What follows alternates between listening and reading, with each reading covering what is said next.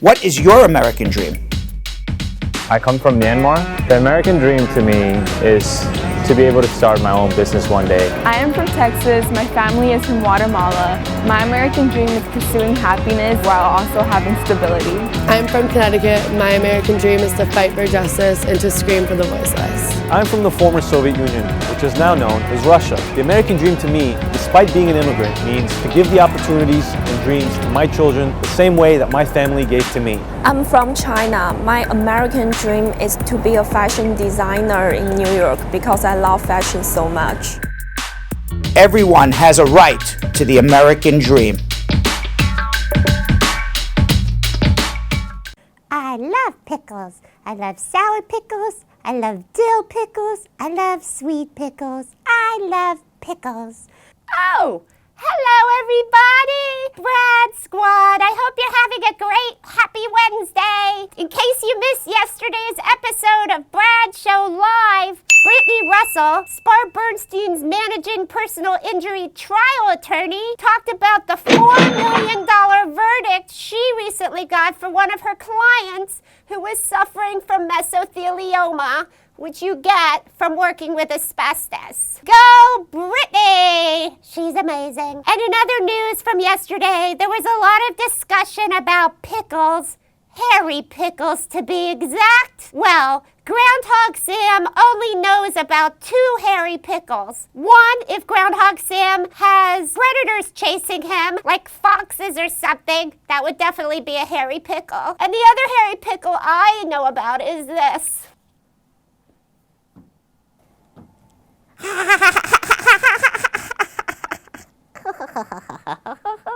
Yeah, I mean, if a pickle falls on the floor, then it's hairy, okay? Got it? And you know what? There's a 30-second rule, but not when you're groundhog. Groundhogs eat everything.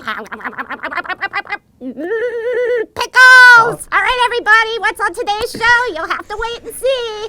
Enjoy! All right, I think this groundhog is totally getting out of control right now. This groundhog is taking over the office. I walk around all day, and all I see is the groundhog filming. He has the production group following him all around. I think he's angling for a reality TV show, this groundhog. He might be the star of the show pretty soon. I think he may be the star of the show very, very soon. I swear to God, Belgium Kim, welcome, and welcome everybody to Brad Show Live. Thank you, Brad. I swear to God, I was walking around the office today 3 different times, and the groundhog was like taking up the whole area, filming with like 5 people there, with lights and everything. I mean, it was like a whole production for the.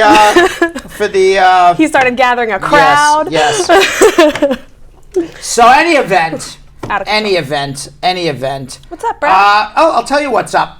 I read that a federal judge. This is for DACA people. This is some good news.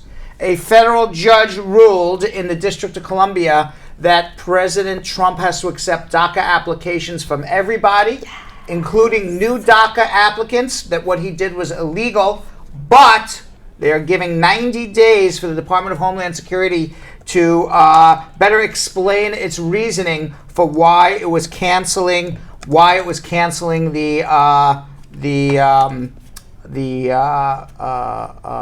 DACA. Okay. In addition to that, my daughter Gabby seems to think it's okay to call every day at 5:45. Did she just call you? Yes, twice. I will not be answering her call. Sorry, Gabby. Ask your question in the comments. That is correct. In addition, let's see. And it says if they don't process it within 90 days, they don't come up within 90 days why this shouldn't be canceled. They have to accept DACA applications from everybody. Whoa. So that's what's happening there. Now, unfortunately for Trump travel ban people, Supreme Court was not very much in favor of immigrants' rights groups who brought a lawsuit. The arguments were today. I watched a little bit of it, and it seems that there were about 5 judges who are not buying that Trump was being racist when he had made a quote-unquote Muslim travel ban.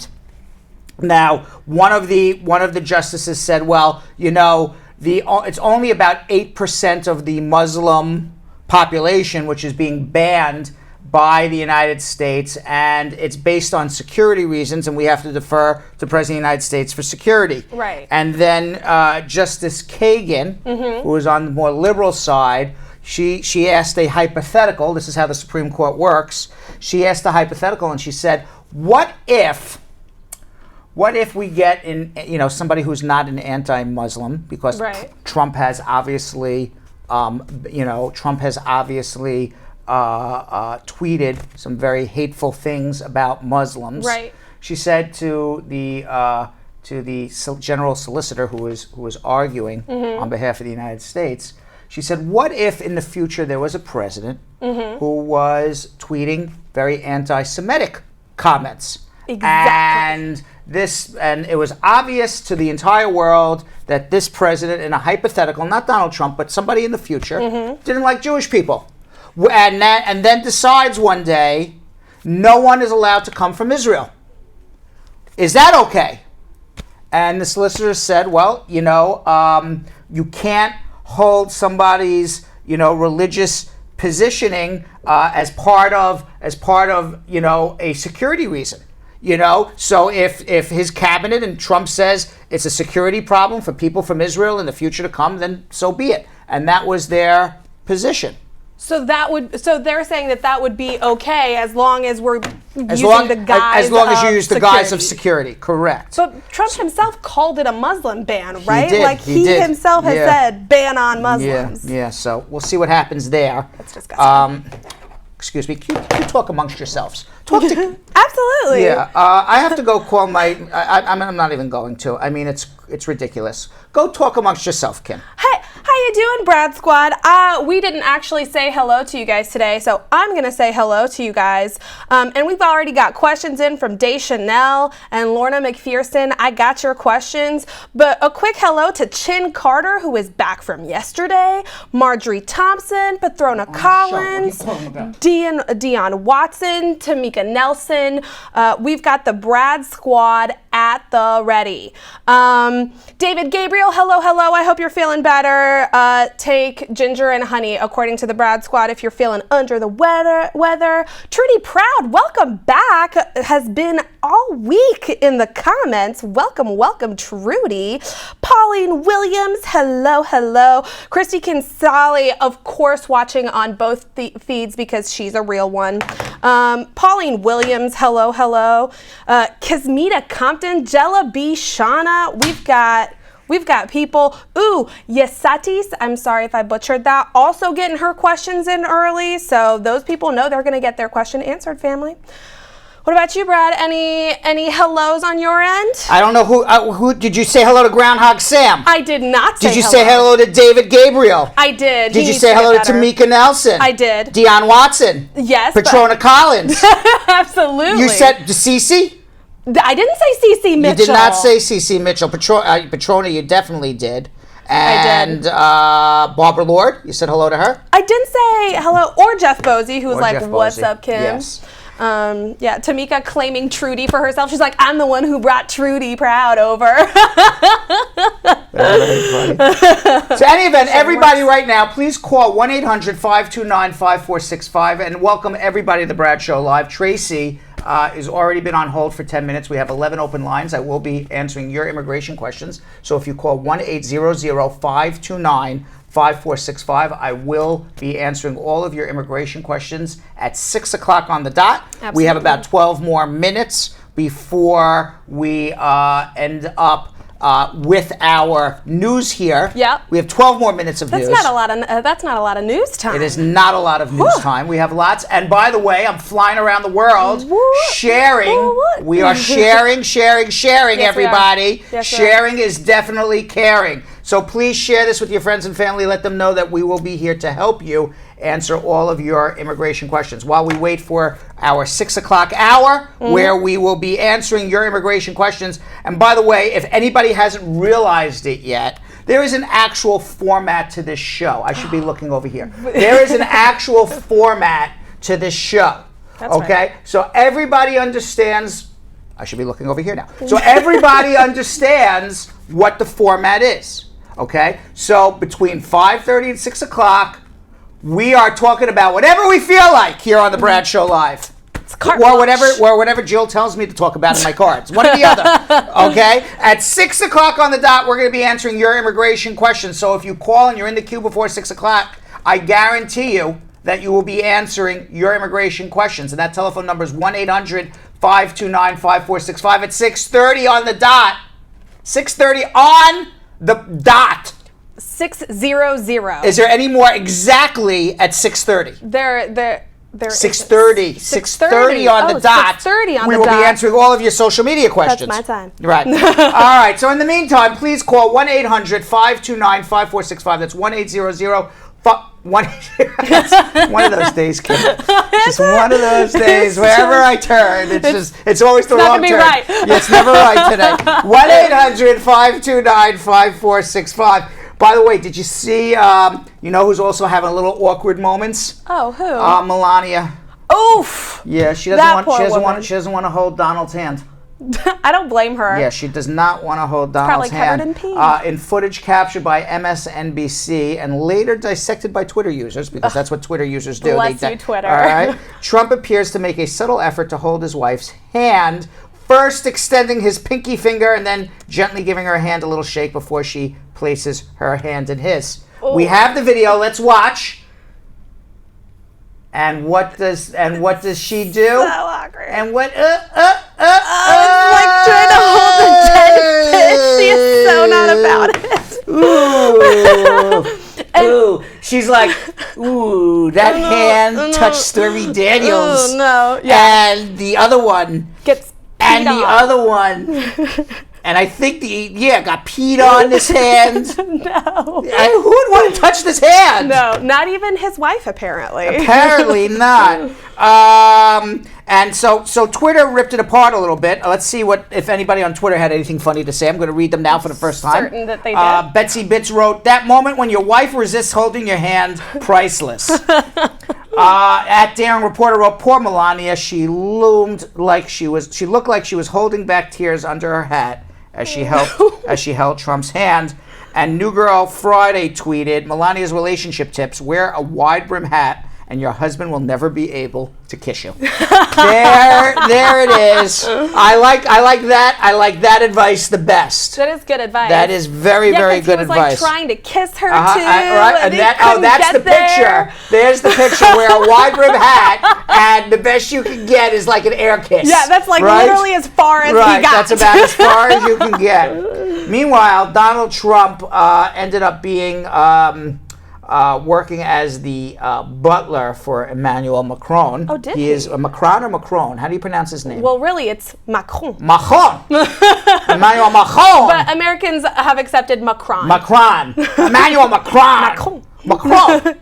He's the French prime minister. Yeah. And apparently Donald Trump was brushing off dandruff. Oh. Now, nobody really knows if Trump was there he is, he's brushing dandruff. No, the problem is, and we're going to watch the video in a second, the video does not show that there was any dandruff on the French president's. So people believe that what Trump was doing was just trying to show him up and embarrass him. Let's watch the video and see if there was any dandruff on the prime minister's. I don't know, I can't tell.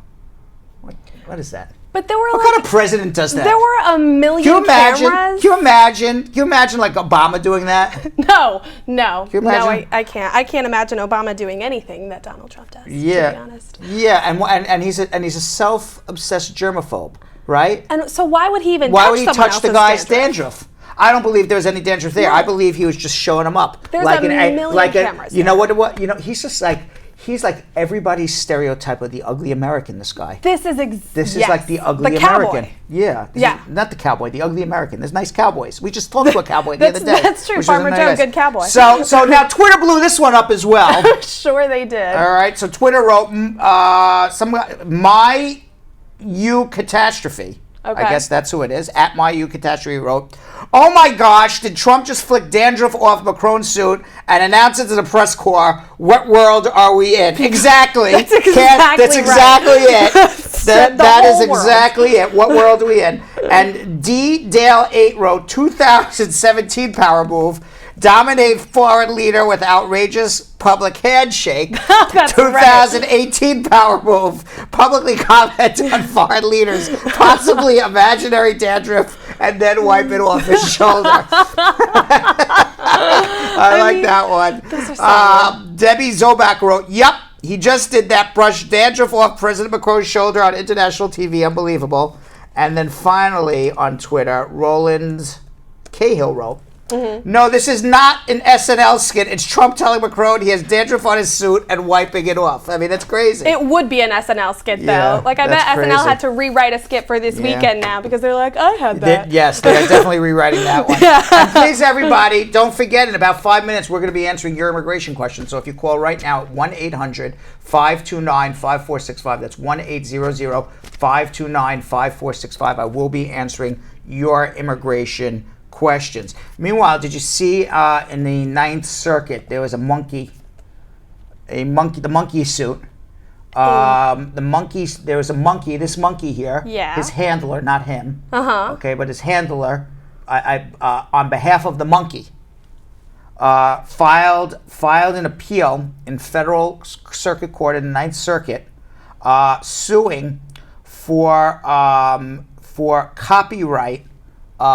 For the copyright, because the monkey took out a phone and did some selfies of himself, and here's some selfies of the monkey did, and the monkey now, by his handler, claims that since it was a selfie that was made by the monkey owns those pictures, and no one has a right to take those pictures. What? And you see, and here he's holding the camera here, this monkey. That's crazy. So it was an animal rights group through the handler sued, charging in court against the people who took the monkey's pictures, and maybe even us, because here we're putting up the monkey's pictures right now. Right. Okay. Charging the monkey on the copyright because it took the pictures. That's So we're only now allowed to put the monkey's pictures up because it was found out by, or at least ruled by, the Ninth Circuit.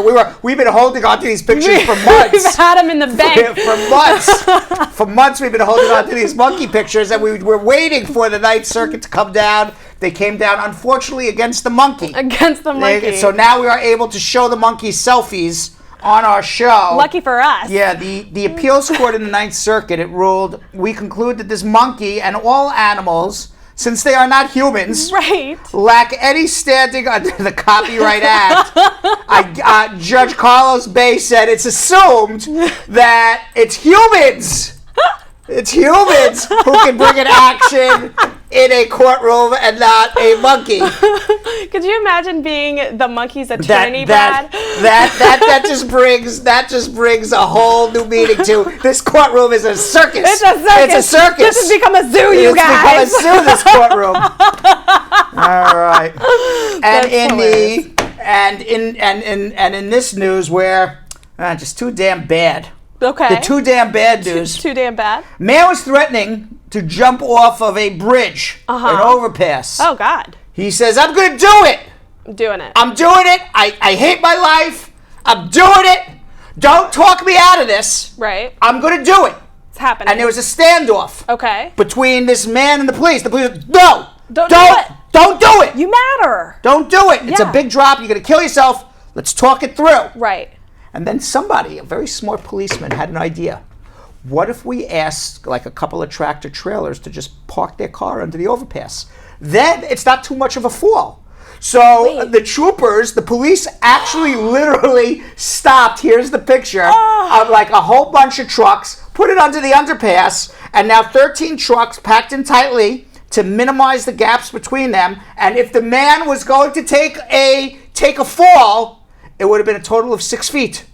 Not enough to kill himself onto the highway. And there, Lieutenant Mike Shaw from the Michigan State Police said, at that point, we were able to talk the man off. He wasn't really going to fall too far. Right. Okay, he said, in that picture somewhere is somebody that was contemplating ending their own life. We want that to be the story, not what Michigan State Police did or what the truckers did, but that the person changed their own minds. Wow.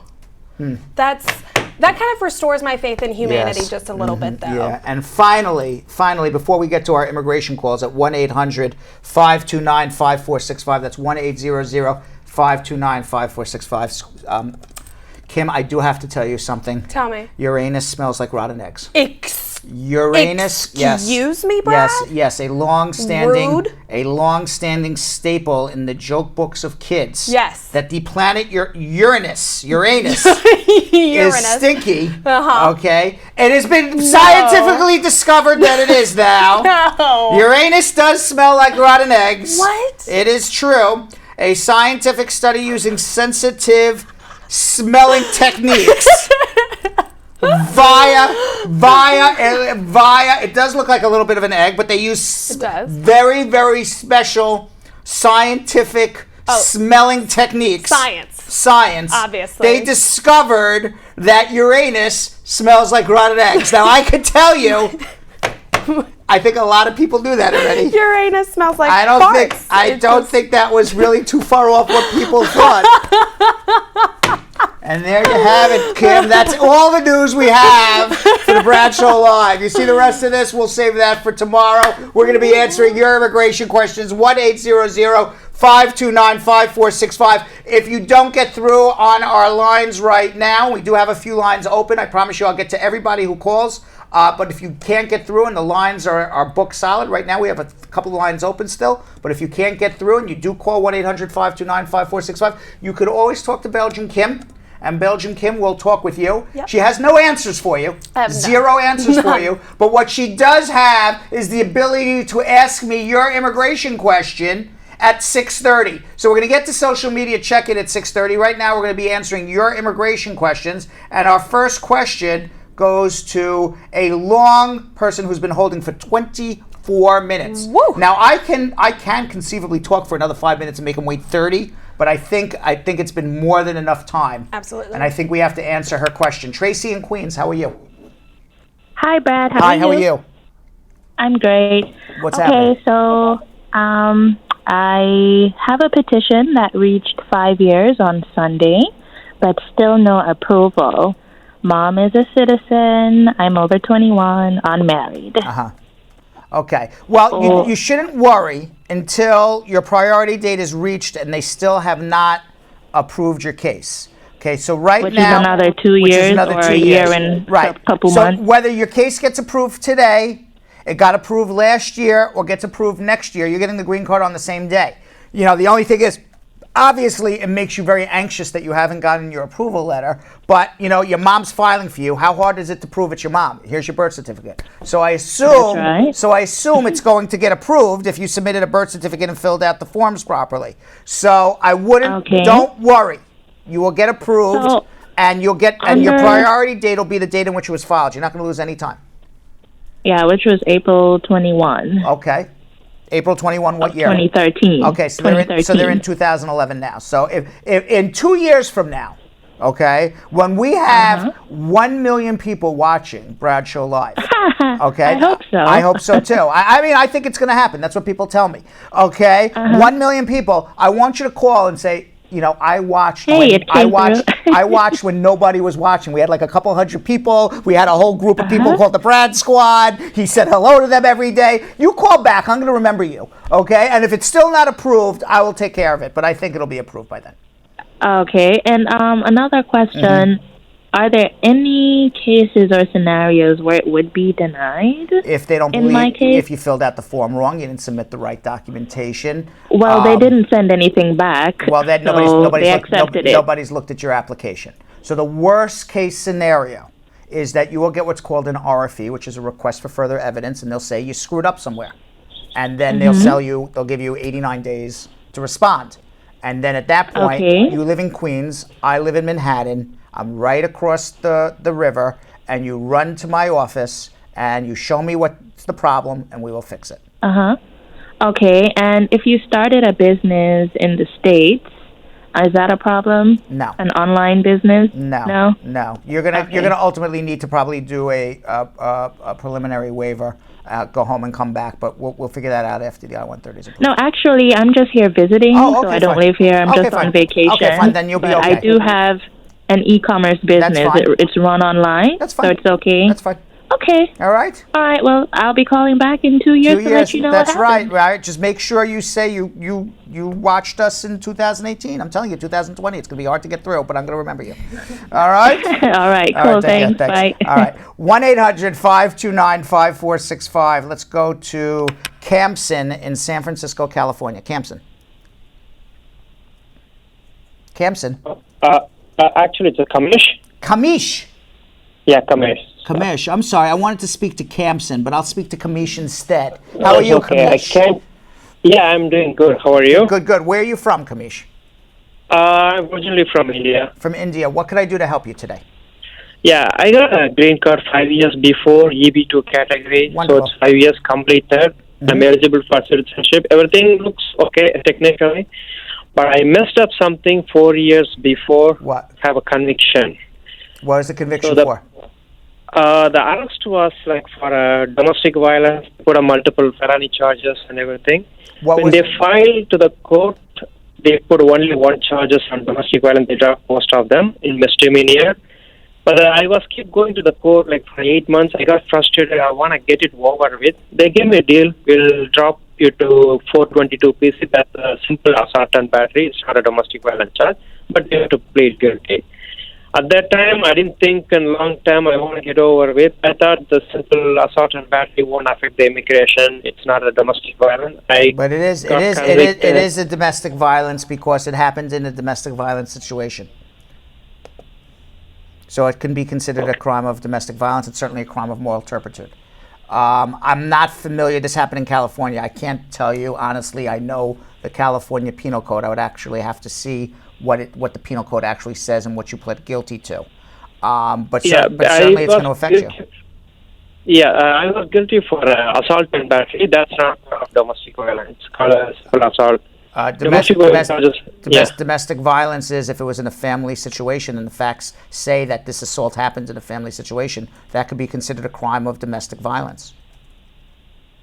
So, what are my chances? Like, I don't know because as I said, I'm not familiar with the California Penal Code. I can tell you that if you pled guilty to some sort of assault in a domestic violence factual situation, immigration will say that is a crime of domestic violence. There was an assault against a family member.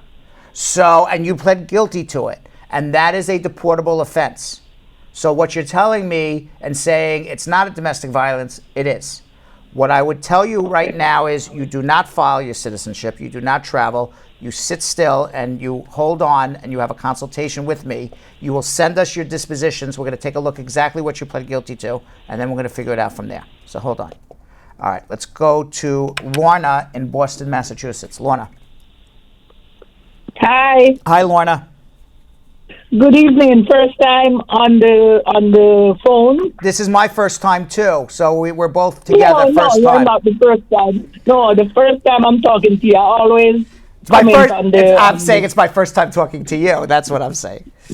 Yeah. All right. So what's going on? I have two questions. Yes. I got married last year, July, to my son's father in Jamaica, and I put in his paper this year. So how long does it take for him to come here? You married in July. Your son's father. You put in his papers when? This year, since year. When this year? What month? I think it was March. He won't be here till spring of 2019. Spring of 2019. It's going to be 12 to 14 months. Yeah, next year. 2019. Yeah, okay. Next question. I filed for my two daughters over 21. I'm a citizen. And I filed for my two daughters over 21. How long does it take for them to join me? Are they single or married? They're single. And when did you file for them? Last year. They're going to be about 5 to 6 more years. Okay. All right. Okay. All right. Okay. All right. Thank you. Hang in, Lorna, and thank you from Boston, Massachusetts. You're doing a wonderful job. You're beautiful. Thank you. Congratulations to you on your second. Thank you very much. I appreciate it. Thank you. Bye. All right. So, very nice, Lorna. I love Lorna. She should call more often. All right. Tamika in Newark, New Jersey. Tamika.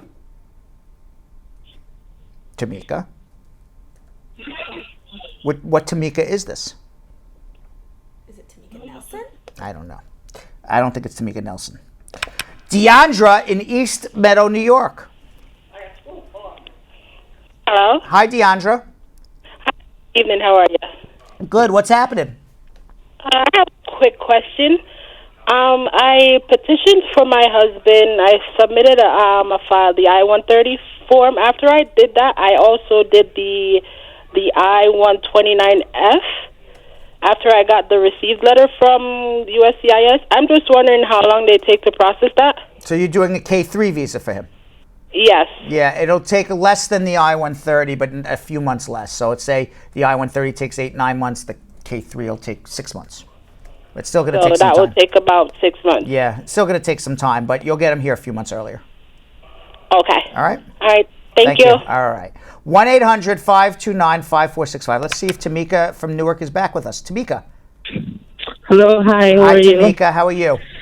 I'm good. So I have two questions. What? First question is that I'm married to a U.S. citizen and I submit my paperwork, but my husband, he holds like $15,000 in child support from his next baby mama.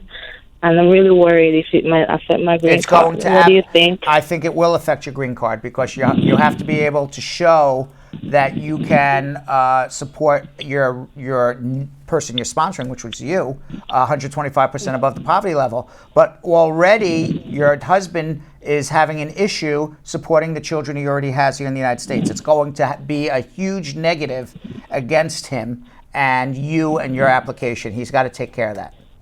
So what do you think? Can something be done about it when it do affect? I think it's going to absolutely affect. He's not paying for the children who are already here. How is the government's going to say he can't support his own children who are here?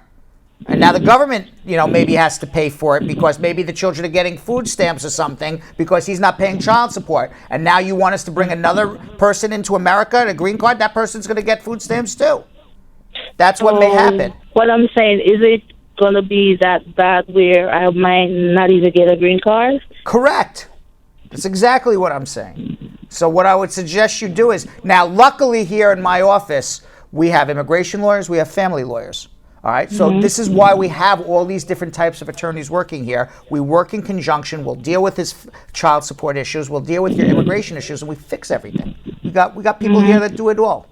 All right, so hold on. Okay. All right, but yes, it's a problem. All right, so 1-800-529-5465. Oh boy, I'm having a problem with this name. Yastis Isatis in, boy, he doesn't even have an easy town he lives in. Tobyhanna, Pennsylvania. Isatis in Tobyhanna, Pennsylvania. Yes. It's Yatis. Yasidis. Yatis. I'm not even going to try. Yeah. How are you? Yati. Yati. Where are you from? Where are you from? I'm in Tobyhanna, Pennsylvania. Okay. And where are you originally from? I'm from Jamaica. Oh, wow. Okay. You have a very very unusual name for a Jamaican. Is that I've never met it. I don't know. Have you ever met a Satis before? Yeah. Is there other Satises in the world? It's a perfume by Givenchy. Oh, it is. Oh, excuse moi. I'm really a man. How would I know this stuff? Really? Okay. All right. And Tobyhanna, Pennsylvania. It's a huge Jamaican population out there in Tobyhanna, Pennsylvania? Not really. Not really. All right. I'm only joking with you. What can I do to help you? So you brought me here when I was sick. I got a V visa. My mom found out about it. And now I'm 20 and my green card expires this month, April. So now I'm just curious to know, what do I do? I'm married to a U.S. citizen. He's also in the Navy. But you have a green card. I have a green card, but it says it expires April. All right, so you can file for your citizenship or you can renew your green card. What do you want to do? Does that make me out of status though? No. If you had a V visa and never applied for a green card, you would be out of status. But you have a green card, it expires in April. It's like you have it. Okay, let me ask you this, Belgium Kim. I'll give you the best example. Bring Belgium Kim in here a second. Okay, Belgium Kim. Yes. You have an American passport. I do. Okay. If your passport expires and you don't renew it, are you no longer an American? I think I'm still an American. You're still an American, right? Yeah. Same thing. Your green card expires, you don't renew it, you're still a lawful resident, you just don't have proof of it. Just like Belgium Kim wouldn't have proof that she's an American citizen because she has an expired passport, but the fact is she's American. Same exact thing.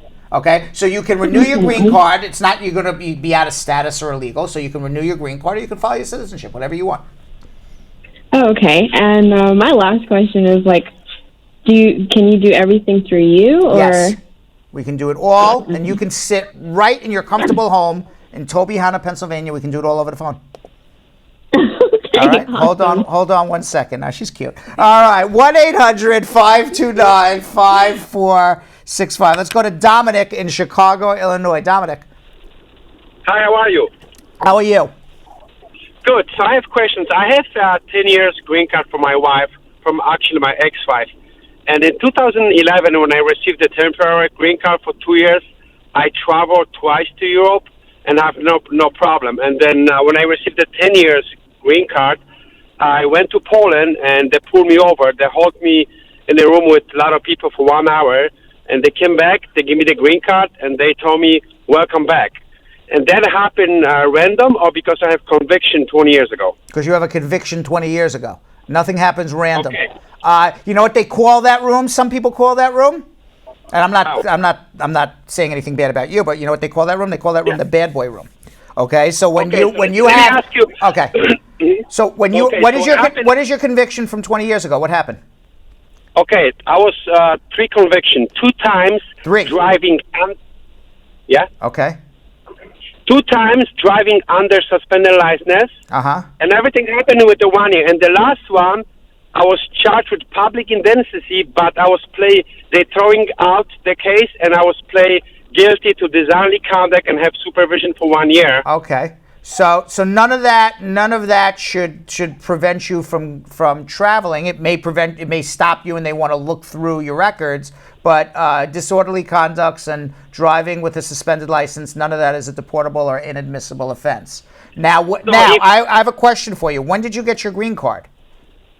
2011. Okay, when you got your green card in 2011, did you present all of these dispositions to the Immigration Service and say, "Hey, I got these"? You did. You did. Of course. Okay, so then they should not be they should not be stopping you. You have 2 choices. One is you are eligible to become a citizen, and then that resolves your problem. The other thing you can do is you can write ICE in Washington D.C. and ask them, you're on a lookout list for these arrests that happened 20 years ago, and you shouldn't be pulled aside every time you travel. You can write and say, hey, this is what happened. I already showed my dispositions when I came in the airport. I already showed my dispositions when I got my green card. Everybody has said this is okay. It's a disorderly conduct. It's a driving without a license. It was 20 years ago. I shouldn't have to be inconvenienced and be pulled off of line because I'm not a bad boy. I mean, not going to say bad boy, but you know what I'm talking about. No, I know. You didn't do anything bad. So, and they should be able to take that. You know, you just probably have some sort of flag or something in the computer, something to that effect. Yeah, but before when I put public indecency and they play guilty because I P&L, somebody make a story and the judge said, the lawyer, I didn't speak English by the time, the lawyer said, you know what, play guilty, you're going to have supervision, you're going to play disorderly conduct, and you're going to be fine. Yeah, you're fine because you got your green card. So if you got your green card, they looked at everything, they shouldn't hold anything against you now. The only thing I could tell you is certainly with the Trump administration, each month and each year, they're getting more suspicious of every last person, and they're being told that every last person has to have a much greater scrutiny. And what's the word they use? They got to. Oh my God! I'm losing my words. You have to review it. They got to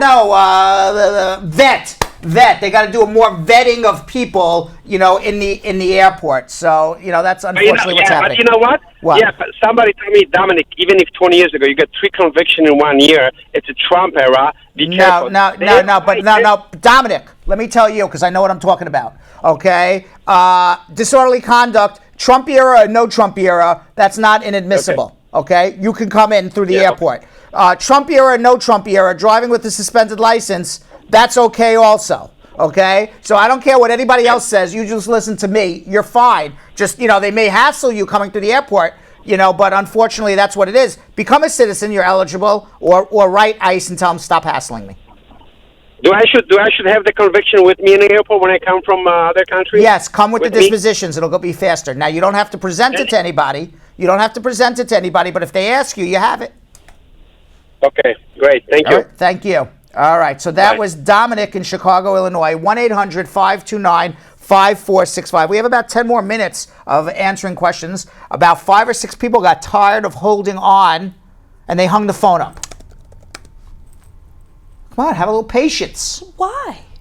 I will have Althea. Yes, I know. Althea's been waiting. We're going to get to Althea. But for everybody else out there, I'm going to be answering your immigration questions for 10 more minutes. So if you call right now, you will get through because about 5 people literally just hung up while I was talking to Dominic. They said, you know what? I'm not interested in Dominic's case. I'm interested in my case. And Brad, you don't want to get to me? Click. Goodbye. But you know what? I'm going to get to Althea, and I'm going to get to anybody else who wants to call right now because we have a lot of open lines. So if you call right now, I will be answering your immigration questions through 6:30. 1-800-529-5465. That is correct. Dwayne "The Rock" Johnson will come out for the 25th time today with my sign and my head on his body. And there he is, The Rock. We're going to need to wipe the sweat off his brow at some point. Althea in Brooklyn, New York. Hi, good afternoon. Hi, how are you? I'm calling to find out if I filed for my dad, how long it could take from Trinidad. You're a citizen? Yeah. About a little over a year. All right, then. Thank you. That's it? Oh, my God. She waited 15 minutes for that. We can help her. We can help her. Let me speak to her a second. Althea, you need help with this? No. Nah. She just needs to know how long. Nah. Velma Gale in the comments just apologized for hanging up. She was on hold, and she said, I saw that. I'm sorry, dinner is waiting. I gotta hustle. I don't know why dinner is more important than us. Yeah. I disagree, Velma. I disagree wholeheartedly. Velma's got to hustle or bustle. Can I tell you? All right. Kissu in Brooklyn, New York. Kissu. Hello? How are you? Hi. What's going on? Yes, I have a major, my problem is major. Major? I'm a citizen. I recently become a citizen. I put through my son's papers, adjustment of status, before I become a citizen. So when I heard from NVC, they were sending him back to Jamaica. So I consulted a lawyer, one of the CUNY lawyers, and she, when I become a citizen, she refiled as adjustment of status. Last night I received another notice from NVC after I paid $1,225. I did medical. I submit all his paperwork. I thought it would be processed here. But then the notice wanted him to go to Kingston. Question for you. I have a question for you. Your son is how old? He's 17. He's 17. Okay. Do not worry about the notice you got from the National Visa Center. This is they're scaring the hell out of you. They're scaring the bejesus out of you or the hell out of you for nothing. Okay? This is a situation where the National Visa Center has no idea that you just filed an adjustment with the Department of Homeland Security. All you need to do is write the National Visa Center and say, Dear National Visa Center, this is the case number. I have filed an adjustment application for my son. Please transfer the file to whatever office you live in New York. It's 26 Federal Plaza. And then you don't have to worry one more minute. You're fine. Oh, God. Thank you. All right. Oh. All right. Sleeping well now. Sleeping well now, Kim. All right. Okay. So you know what to do, right? You know what to do, right? Yes. Okay, cool. All right. 1-800-529-5465. Debbie in Baltimore, Maryland. Debbie. Hi, hello. How are you? I'm fine, thank you. I'm calling because my son had 3 charges on him, and he was deported 3 years ago, but all the charges were dropped, and he was still deported. I was wondering, I'm a citizen now. How can I help him? Was he a green card holder or was he out of status? He was out of status, but he was married to a citizen. Okay. He has a son here in the U.S. What were the charges against him? Domestic abuse, his wife had called. They were arguing, and she called like 3 times on him. Is the wife and him together, or that's a done deal? They're finished. It's a done deal. It's a done deal. All right. Well, you can. But they're still married. Okay. Well, you can certainly file for him. I would suggest he get a divorce, because when you file for him as a U.S. citizen, it's going to be 15 years for a married son. But if you were to get divorced during the process, that doesn't mean you don't do nothing. File for him now as a married, and then let him get divorced. And then in about 7 years or so, 6 years or so, he will just need one waiver to return, because he'll need 2 waivers to return. One waiver for being out of status for more than a year. I assume he was out of status for more than a year. And a second waiver for being deported, but he won't need a waiver for any criminal record. So yes, there's a process to go through. Yes, he does not have a criminal record, so... So file an right now, he needs to do 2 things. File an I-130, get a divorce. All right. Okay. Thank you so You're much. very welcome. Yes. All right. Thank you. You're welcome. Bye. 1-800-529-5465. By the way, when I say 1-800-529-5465, that is the telephone number to my law office. So when I'm saying call 1-800-529-5465, what I'm saying is, and it's right there on the screen, so I knew that I can say it fast. Right. What I'm saying is call my law office. We can help you. Now, when you call my law office, you're going to speak to a lovely woman by the name of Fiona, or Marie, or Nikisha. There's a whole group there. Okay, the whole group. Speak to the group. There's a group. So you can when you speak to the group, you say, hey, I'd like to make an appointment for Brad. Or, hey, let me speak to Brad first for free on the air, and then I'll decide whether I want to go any further. It's always a good tactic. Right? It's like going on a date. Right. It's like flying somewhere for a date. As a crazy person does. Like a crazy person would do. Right. You fly back. Right. And you say, okay, I dipped my foot in the water. Do I want to go on another date? I don't know if flying to a date is dipping your toe in the water, dipping Brad. your toe in the water. I think we have different definitions. I consider dipping the toe in the water. And yet, there I am, flying to my date across the world. Yes, flying there. There we are. They got the hint. All right, so let's go to Noya in Queens. Noya. Hi, Dad. How are you? I'm fine, but just a little sketchy. You're sketchy? I just want to ask a quick question. Is it possible for me to file actually I filed the 12th of January for my green card. You filed what? I did for the first week of May. What did you file? Tell me what you filed. The 12th of January. I lost you from I'm a little sketchy. What are you sketchy about? After that, I didn't understand a word you said. So tell me again. Okay, I filed my paper for my green card, Who's right? sponsoring you? My husband, he's a citizen. Perfect. Now I understand what you're doing. Okay, continue. So I filed the 12th of January. The 12th of May. And I got my date for the first week of May. Got the date for the first week of May. What date did we get? For interview. For an interview. May 1st. Your interview's coming up. The first week in May. Next week. Next week is your interview. Actually, yes. Okay, congratulations. So is it possible? Yes. For me to get an interview date for so quick? And you filed when? When did you file?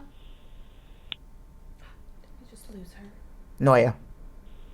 You hearing me? Now I do. When did you file? Your interview is next week. When did you file? January 12th. Okay. Did you take a fingerprint already? Noya? Do the fingerprint. You did the fingerprint. I'm having trouble with Noya. Hold on one second. Let's see if we can get a bet. We're going to help Noya, but we just got to... If someone could speak to Noya and tell her to take a step to the left and put her hands on her hips, brings her knee in tight. And move them side to side. Move side to side. All right. Shumain in Pakistan. Do you think any of the Brad Squad knows what we're talking about? Jeff Bosey will know Jeff the time Bosey, warp. okay. Shumain in Pakistan. How are you, Shumain? Calling from Pakistan. Shumain in Pakistan. Shumain having a little problems from Pakistan with the connection. I don't know what the cell reception is like in Pakistan. I don't know what the cell reception is in Pakistan. You're correct. I don't know either. Right. So. I do not know. So can you hear me now?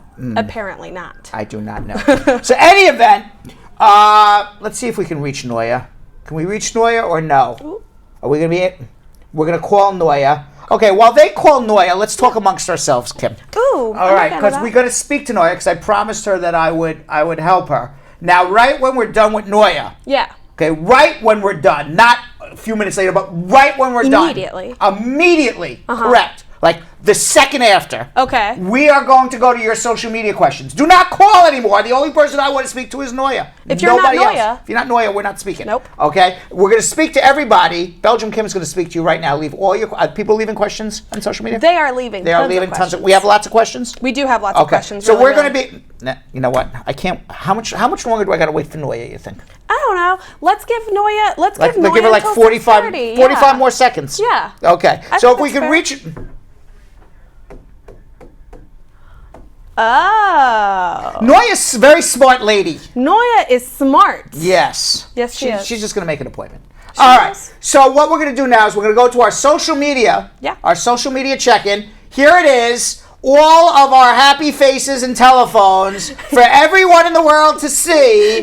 The social media check-in followed by Belgium Kim with her favorite movie tune. We have music now. Yeah, we do.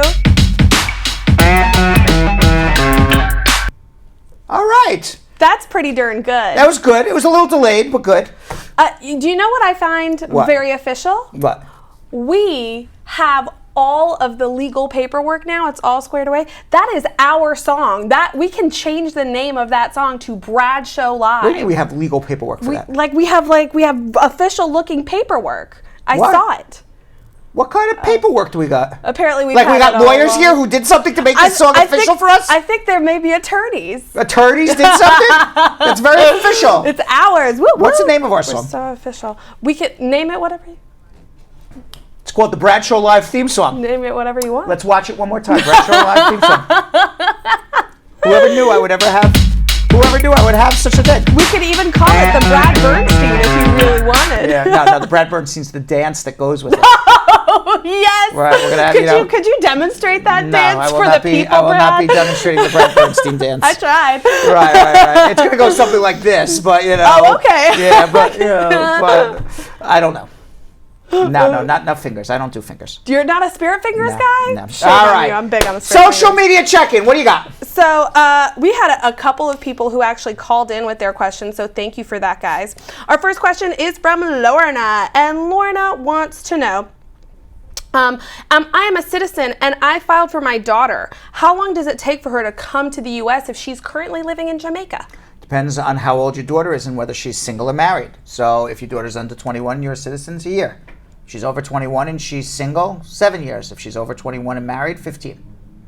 Gave you all three answers. Still not. Susan wants to know, I just got my work permit 2 months ago, but now I'm looking for jobs and it is incredibly difficult to find a job in the state that I'm living in.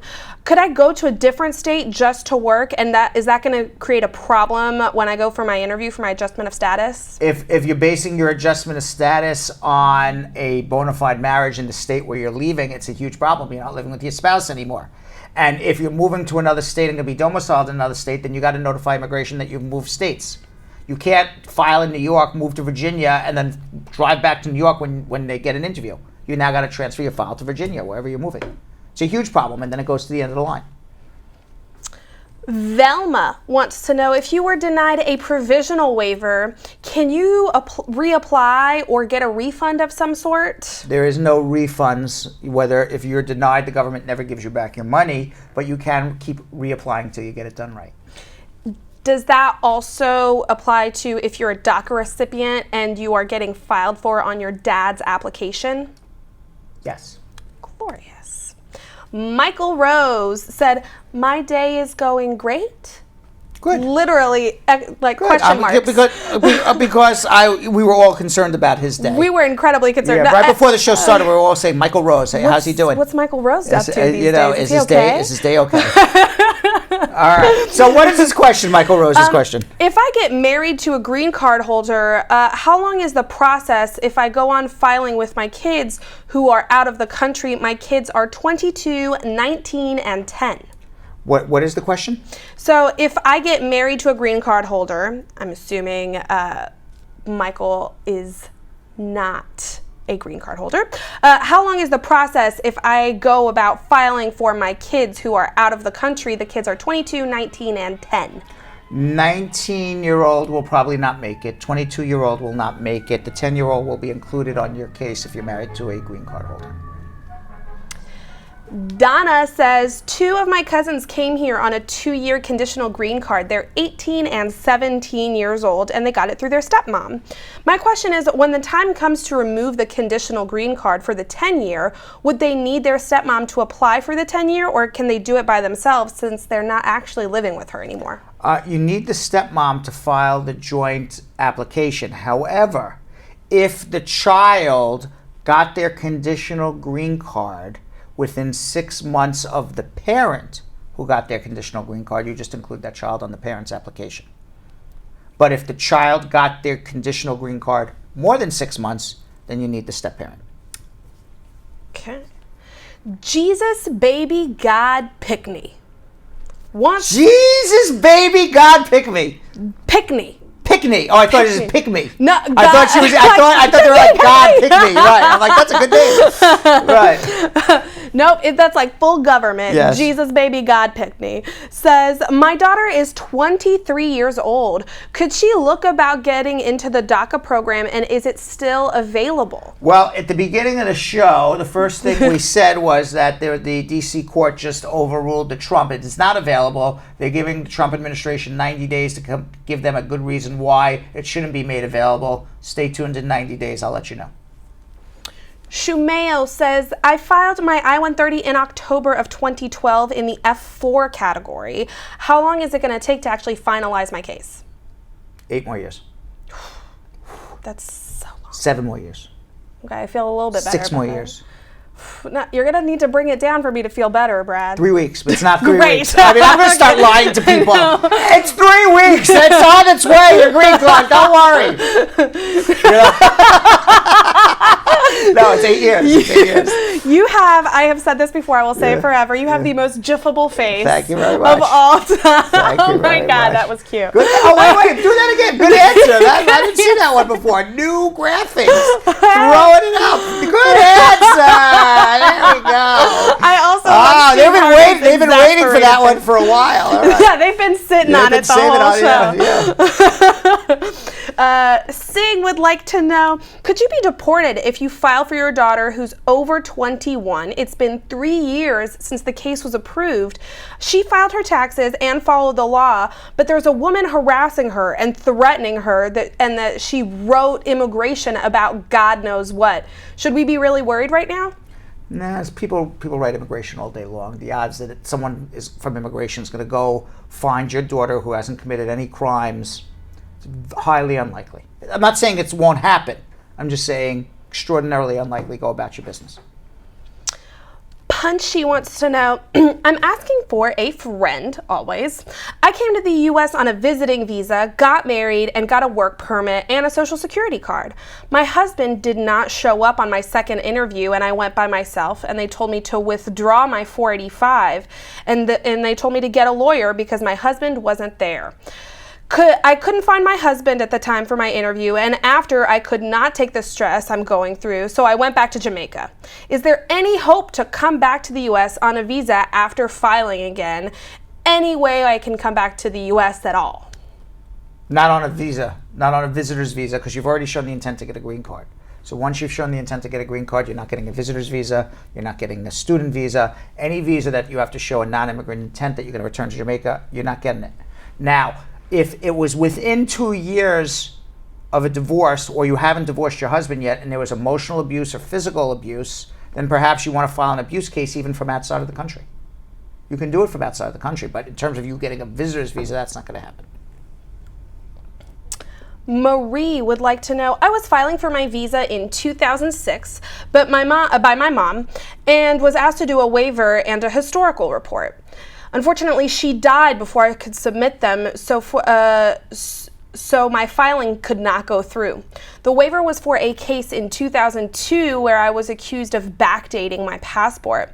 Now, in 2018, my daughter is finally eligible to file. I consulted an attorney and was told that if my daughter filed, I would be denied because of the backdating is considered fraud and my case won't be considered. Is there any way around this? Yes, you need a parent or a spouse for a waiver for the fraud. You can't get a fraud waiver through your child.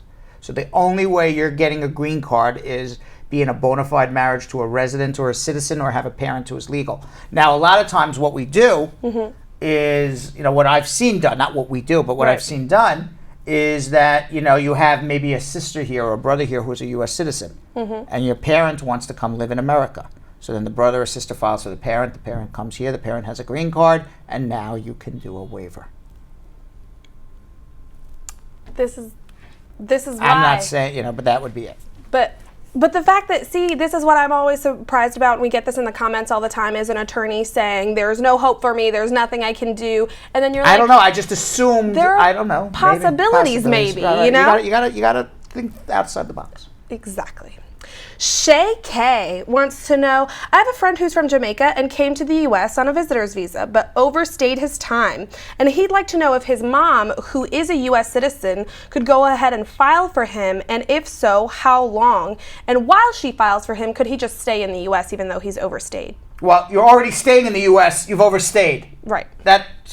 You staying more is not going to make a difference, okay? Your mom's going to file for you. It's going to be 6-7 years. You're going to need to do a provisional waiver, go home and come back.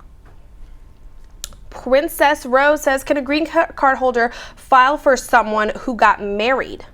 Can a green card holder file for someone who got, why not? That's the whole question. Yes, of course a green card holder can file for a spouse. A green card holder can file for a spouse or a child under 21 or an unmarried child over the age of 21. Green card holders can file for 3 people: spouses, children under 21, children over 21 who happen not to be married. Martine asked a question a couple of weeks ago and thinks that maybe there wasn't enough information given, so we're gonna get it going again with more info. Martine said, I had asked a question regarding a U visa, where Brad said that as much as that the actual U visa could take years, the work authorization should have already been given at least 4 months after he did his biometrics. No, it's not what I said. What I said is, yeah. Okay, so let's be clear on what I said. What I said is that if you have a U visa that is pending more than 180 days, you have the right to file for a work permit based on humanitarian reasons. That's what it is. Now, you got to show humanitarian reasons why you need a work permit, but you have the right to do it, and the Attorney General has the right to provide you with that work permit. And then he also asked a follow-up of you mentioned something about doing a hardship application. What does that mean? I had mentioned something about humanitarian reasons. Ah, see, we get the signals crossed. Glad you asked for clarification, Martine. Princess Rose, Princess Rose had a bit of a follow-up. Could a green card holder file for someone who got married and the wife has a visitor's visa? Yes, but the wife's not going to overstay their time. The wife's going to go back home, wait about 1.5 years, but the wife will come back with a green card. No. Why did I just do that? I just had to. Did you have a neck itch? Yeah, it was like, you were like, all right, I'm not going to itch, I'm not going to itch, I'm not going to do it. And then I had to do it, and I thought the camera was off me, and then I looked up. And it was still on. I've been midway through a nose scratch when the camera comes back. Yeah, you got to be very, very careful here. You're like, never know. You're like, well, I'm sorry, my finger was up my nose. Oh, I didn't see. Right. All right, what else you got? Noreen says, my daughter was approved for her green card when she was 14 years old. She is now She's now 23 years old. What can she do? She was approved when she was 14? Yeah. By who? Who sponsored her? That's everything we have? I need to know more. Más info. Más información. Yes. Mas info. That's my Spanglish. Oh my God, your Spanglish is fantastic. Thank you very much. My goodness me. Yes. It's a good thing we have other people who speak actual Spanish here at Spar Bernstein. Michelle says, I was put in removal proceedings in 2012 because of marriage that I abandoned. Got married in 2017 and filed my 485, my I-130, and my 765 all at once. Anyways, the case was closed with the judge because I got the I-130 approved and the 765. So now we're just waiting on the 485 to be approved, where they claim it's at the Manhattan office. The file was transferred now to my local office. So what do I need to do now? Because the 485 says the admin was closed. Well, it sounded like everything was good up until this very last sentence. The last sentence when you said closed. Yeah. What the I-45, actually, you're okay. So what happened is that you were in removal. You filed an I-130 in removal. You proved it was a real marriage. And then the immigration judge, what's called admin, which is administratively closed your removal hearing. He basically said, we're not moving forward on it. You're not out of deportation. He's just not moving forward on it. And he gave you an opportunity to file an adjustment application with the Immigration Service. Now your file got transferred to the local office, which means that they're getting ready to schedule you for your final adjustment interview. That's going to happen very shortly. Once you get your adjustment and you pass and you get your green card, then they will terminate your deportation and all done. Voila, you have a green card, go celebrate. All good. See, good news. Good news makes me happy. Good news, yes. Paulette says, how long does it take for a green card holder to file for his wife? About 2 years. About 2 years. All right, so let's do one or two more. Okay. We got Cameron from Queens, and then we got some other stuff we got to do. Other stuff? Other stuff. I do like surprises, Brad. Yes. Princess says, can I get married in the States and then go back to my home country while the filing takes place? Princess says, can you get married in the States? Yes, you can. Yeah. You marry a citizen, you can marry a resident. Now, I don't have the show rundown here, but I do know that Anna Azcona is very serious rant. Does she? A very serious rant. What's she ranting about? I am sorry. No. No, she does not. She's not ranting. She's not ranting. What's she doing? I'm not exactly sure what she's doing. I don't know what she's doing. What are you doing down there in Miami? When is she coming up to New York, by the way? She needs to be here next to us. I don't know what this thing is that Anna gets to hang out in Miami every day. I think we're being jealous of the weather right now. No, I'm not being jealous of the weather. All right. We got to speak to her people. She's got to be in New York here in the studio with us. Right. Ranting. We do rant. And then we're going to bring her over to Jeff's house for dinner. Oh my God, Jeff already asked about polygamy in the comments. So all right, let's see what Anna has to say. Hey friends from the Brad Show Live, I'm Anna Azcona. Today I have here with me the beautiful Carolina Peguero. She's a beauty influencer and also a news reporter. Thank you so much, Caro, for joining us today. Thank you, Anna, for having me here. I'm really excited to join your show. Can't you guys can't just get enough of this hair, right? It's so beautiful. Caro, can you tell us a little bit about everything that you do? Yeah, so I'm a beauty creator. So basically what that means is I create my own content. I am in love with makeup and fashion and everything that's trending. And for me, that's just kind of like my expressing, myself and being able to put it out there kind of like just like as an outlet. But my real profession is a news reporter. So I enjoy to, be out on the scene, and I'm more of a investigative reporter. So I like to kind of figure things out, be able to talk to the community, and it's kind of like a service that you do for the community. Being first generation, what are some of the struggles you dealt with? We did a lot of moving around. We originally moved to Boston. My parents came from Dominican Republic to Boston, Massachusetts, and that is a city that's filled with immigrants, Dominicans, Puerto Ricans. You'll find all the kinds of Latinos there, and with that you'll also find a lot of people that are going through the process of becoming citizens or even legal residents. From my personal experience, I learned, my mom, it took her about 10 to almost 12 years to get her citizenship. Usually it should take 5 years after you've become a resident. And I would sometimes see my mom crying, and the fees were so much, and my parents, both hardworking parents. My dad had 2 jobs. My mom she was a nurse and she worked 16-hour days, and it was hard. We found out that there were a lot of people that were submitting to become citizens, and it was just, it was going to take forever, right?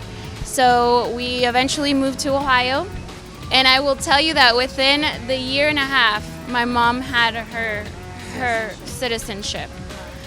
So I think from learning from that just shows that depending on where you live is how the immigration process is going to take either long or is going to be shorter. What made your parents migrate from the Dominican Republic to the United States? Well, my mom actually was the one that told my dad, "Ya yo no puedo, I can't do this." And my dad's like, "What? What's going on?" My dad actually had a really good job in Dominican Republic, but my aunt was living already in Boston, and my grandfather was living there, and she just said she wanted a better life. Obviously, I was made in Dominican Republic, but but I was born in Boston. So my mom actually came when she was 8 months pregnant with me, and she wasn't supposed to, but she applied for a visa, and she did it behind my dad's back because she knew that if she would have gone by telling him, he was going to tell her, "No, we're fine here, we don't need to go anywhere." And she did it, and then when it actually came that she could, have the visa, she called my aunt bought her ticket, and she said she was going to come and not go back to Dominican Republic. Wow. And I didn't technically meet my dad till I was 2. That's so funny. Our stories are so similar. My mother came 3 months pregnant here. She had no idea. She found out here that she was pregnant. I met my father when I was almost like 4, and my siblings, because my father stayed in Dominican Republic with my brother and my sisters. So crazy. So I always make the joke when a Dominican tells me you're not Dominican, I'm like, no. I was made in DR. I was just born here. Yep, and I always tell them I even drank Dominican water. Do you feel like you guys are living the American dream? Wait, but before you answer that, what's your definition of the American dream? I think the definition of the American dream is really based off on you. You are in charge of your life. You're in charge of the decisions that you make, what choices you make, and what vision you have for your own life. You can't be afraid to think that you have to live under the shadows because you're an immigrant. You don't have to be afraid because you don't have a social security number. At the end of the day, you're not a number. You're a human. Blood runs through your body, and you have every right to be here. So back to the original question, are you guys living the American dream? I would say that my family, after 15, 20 years, we have. And I'm very proud of my parents. I'm very proud of how far as a family we've gotten. My family is very, very close. Now I could say both my parents have their own business. My mom has a restaurant and my dad has a mechanic shop. My parents have their own home. They have been able to buy their own cars. They pay taxes, And slowly I feel like every person that's an immigrant or a minority or that's not from the United States should have that opportunity to fulfill that and become a part of our culture, because my dad even now says, he's like, there's no way I would be able to have what I have if I lived in the little So he must be very thankful for your mom. Mm-hmm. Yeah. That's amazing. Well, thank you so much, Caro, for joining us today. Let us know where we can check out your beauty blogs, any of your work, like your journalism pieces. Of course. You can follow me on Instagram at Caro Peguero _. And also Twitter, same handle, at Caro Peguero _. And of course, you could be on the lookout for me. I'm going to be doing some more news and beauty videos, and just stay tuned. All right, so there was no rant there. That was Anna's interview, and I see everybody getting on Jeff. I was looking at the comments during Anna's piece. Also, Cosmita Compton, we're going to do something, dinner for the whole Brad squad. Yeah. We're going to do something, like a big party, summer block party maybe. That's the way to do it. We got to get into it. We got to figure it out. We're going to figure it out. I promise you. Shut down a New York City street and do it. Yeah, we're going to shut it down. That would be cool. Right? Wouldn't it? Get a DJ out there. Why not? It could be a potluck. Everybody can finally bring the food they keep talking about. Everybody wants to meet Yo-Yo. Everybody wants to meet Yo-Yo. And touch Anna. his arms. Anna maybe will come up from Miami. And Jeff would die. Jeff would drive all the way. Yeah. Anyways, 1-800-529-5465. That's the number to call. Let's speak to Cameron from Queens, New York. Cameron. Cameron, how are you? I'm good. Good. What's going Good on? afternoon. One quick question. Yes. I have 3 daughters over in New York. They come illegal in the country. Can I sponsor them? You have 3 daughters. They're illegal or they came illegal? They came illegal. Where are they from? Guyana. From Guyana. Well, if Yes. they entered without inspection, you can certainly file for them. They would need provisional waivers and have to go home and come back. If they came, from Guyana, I know all the lingo from every country because I've dealt with people from all over. If they came backtrack. You know what backtrack is, right? Yeah, okay. yes. Okay, right. Okay, right. They came backtrack. Okay, and then they flashed some, documents they shouldn't. Now they got fraud waivers too. So I think in your situation, let them come in. Let's find out their specific situation, and then we'll take it from there. Okay. All right, hold on one second. All right, got to know the lingo from every country, right? He was impressed He was that you knew impressed. that. He was like, I know what that is. Yeah. Right. Brad's plugged in, you guys. That's right. It's like the Central Americans say they ran across the frontier. Right. Right. That's how they phrase it. That's how they phrase it. In Spanish, obviously. All right. So, any event, Nicole Hemrick, right? One of our fantastic immigration attorneys. Yes, You do. absolutely. So she had this really complicated case where the guy came. I'll give you a little tidbit here. Guy came. He filed for asylum. His asylum was a bogus asylum. It was a fraud. He was discovered. After it was discovered, he was convicted of a crime for cashing a bad check for a friend for $30,000. Happens to be a good guy, believe it or not. You won't, Right. When you hear, you're like, oh my God, this is terrible. The guy couldn't get a green card for 27 years. Finally came to Nicole in our office, and now he has a green card. Watch. So today we're going to be talking about a particularly difficult case we had here at Spar and Bernstein. It turned out very successful for our client after years and years of hardship trying to get through with a green card. I have with me today Nicole Hemrick. She's one of our incredible immigration attorneys, and she's a fabulous attorney. And she was the one who worked on his case. We're going to call him a different name. He doesn't want to be known by his real name, so we're going to be calling him Winston, although Winston is not his real name. But for this purpose, his name is Winston. So Nicole, tell us about Winston's case. Tell us about the facts and why it was particularly a difficult situation for Winston and his whole immigration situation. Okay, yes. So Winston has been here for many years, almost 30 years. When he came, he did come on a visa, but then he encountered several problems that set him back substantially. First, in order to try to legalize his status, he went to somebody who he had been recommended to, who supposedly helped other people. The person promised to help him to normalize his status, and it turned out that he actually filed a fake asylum claim for him. Right. So this was probably back in the 90s when I started out as an attorney. Political asylum, it was taking 7, 8, 9 years to get a work permit. And there was a lot of attorneys, a lot of notarios, people who said they were paralegals, and even licensed attorneys who were telling immigrants, I'll get you a work permit. They didn't know any better. And then they would file a political asylum claim. They didn't even know what they filed, but they did know they got a work permit. And they got it for 7 years or 8 years before anybody even looked at their case. And then eventually when they would see that there was some sort of fraudulent asylum claim, and it would end up giving them big problems. Some people would even get deported from it. There's attorneys from the 90s who went to jail for doing this. Not me, obviously, or not Nicole, but we are aware of those situations. And people like Winston, or many people came here, they're like, I'm just happy I got a work permit. They don't really ask a lot of questions about why or how I'm entitled to a work permit, or maybe they do, and people were lying. There was a lot of people lying about filing asylum claims and saying, yes, I'll get you the work permit, even though, and they thought that they were filing for amnesty and all sorts of things. Exactly, and that's exactly what happened with Winston.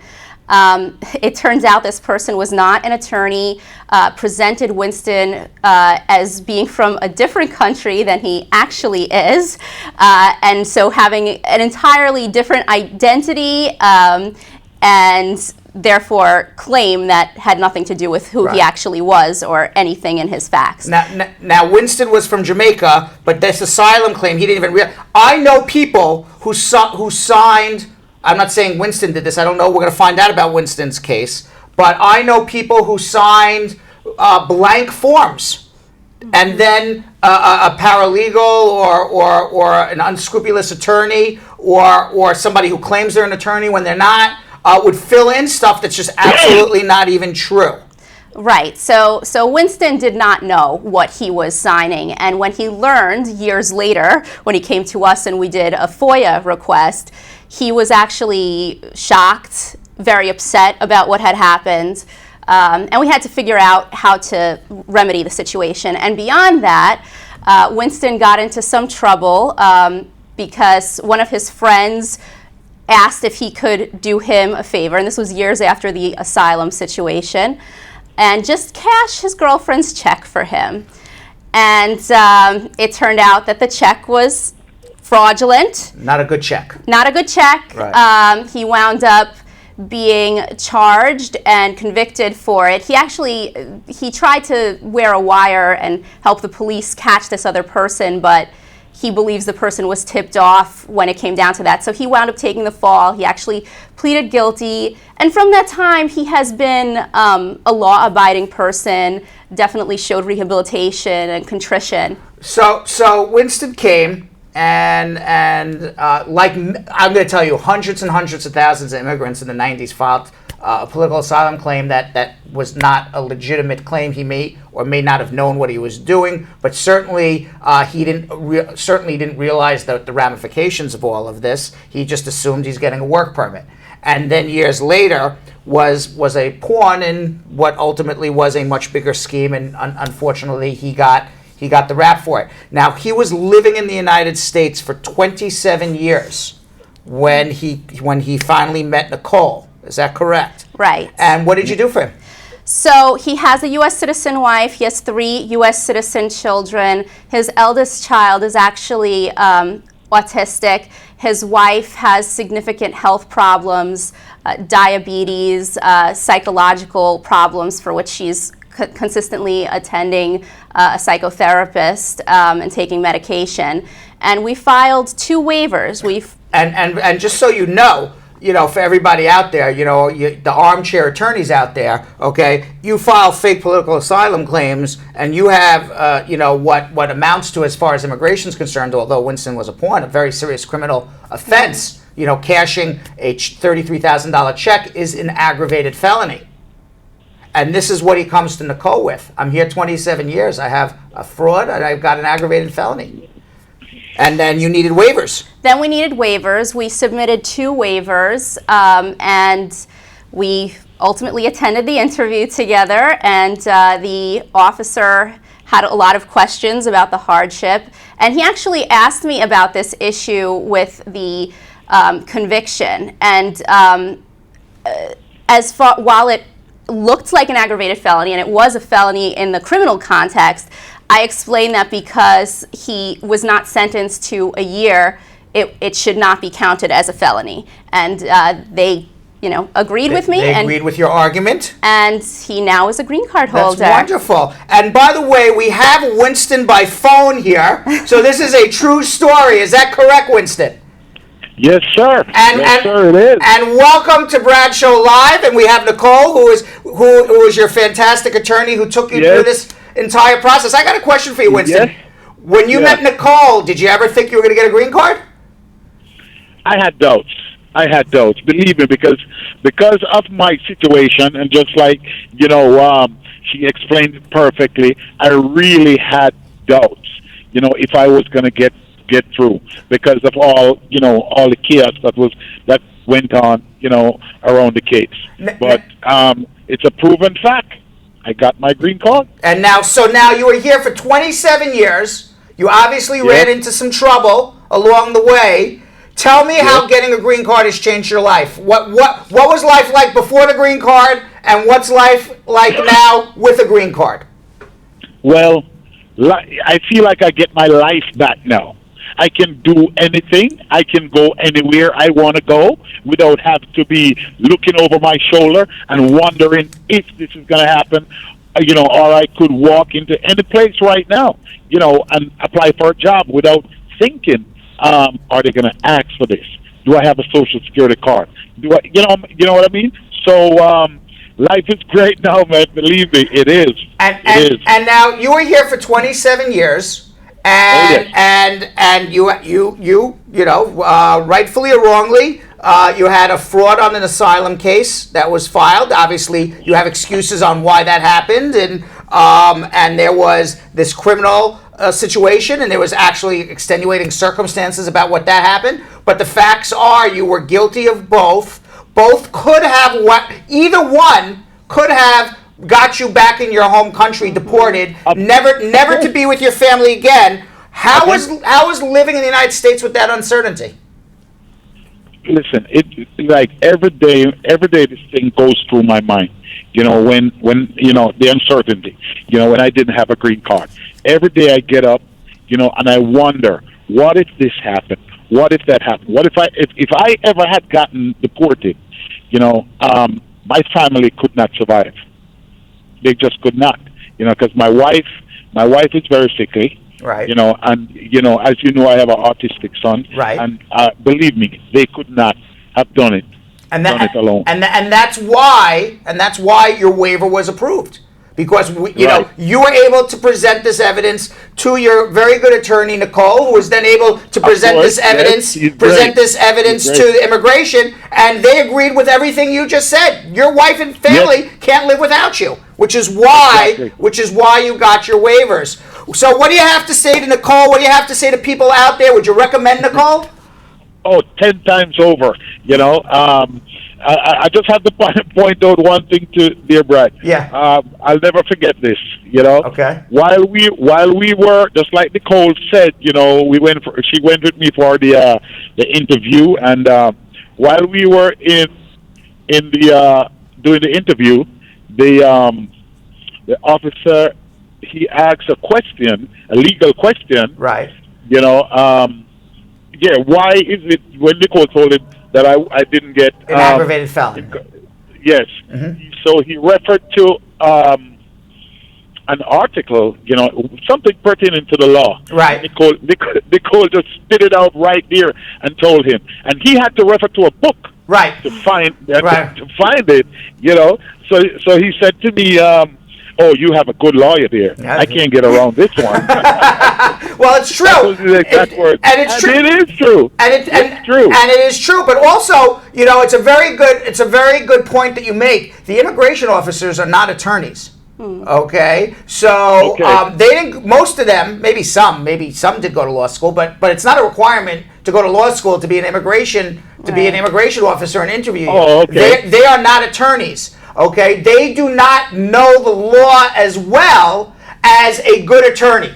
Okay, and that's why you see a lot of times immigration making mistakes, and that's why you have good attorneys to point it out to them why they would be making a mistake, and they would have in your particular case. Winston, we are so happy that we were able to make your dreams come true, your family's dreams come true. This is what we call the American dream. Let me ask you a question, because we ask this of everybody. What is your American dream, and are you living it now?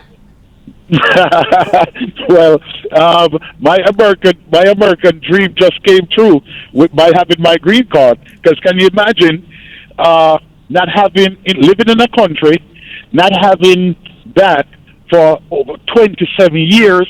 You don't know what is going to happen the next day, So believe me, having that card makes me feel like a free man, like I get my life back. Well, it's amazing. Amazing. So having that card, man, let me feel so good. It's amazing. Winston, congratulations to you and your Thank family. You guys all right, make us very proud of you, Winston. Stop by when you're in Manhattan. And Nicole, fabulous job, great job. And she does a great job not only for Winston but for all of her clients. Excellent. And Winston, thank you for coming on, and Nicole, thank you for sharing as well. Thank you so much, and congratulations, Thank you very Winston. much, Nicole. Oh, my pleasure. Thanks a lot. And I do have to remind everybody that obviously prior successful results do not guarantee a similar outcome. But Nicole, fabulous job. Thanks for coming on. Thank you. Okay, Winston. Thank you, guys. Okay, bye Take care now. bye. All right, so everybody knows, same telephone number to call, 1-800-529-5465 is the number for my law office, Spar and Bernstein, as well as the number to get on our show, Bradshaw Live. You can be watching us on Facebook at Bradshaw Live. You could also be watching us on Facebook at Law Offices of Spar and Bernstein. Either place. You can leave your questions with Belgium Kim. Hopefully she'll get to them. We're running out of time. Let's go fast. No time for chit-chat. Kayla in Queens. Hi, good night. Hi, Kayla. How are you? Good night. I'm fine. What's going on? Okay, so I'm calling to find out something. My mom was approved for her green card through her husband, through her marriage, and she had filed for me and my little brother.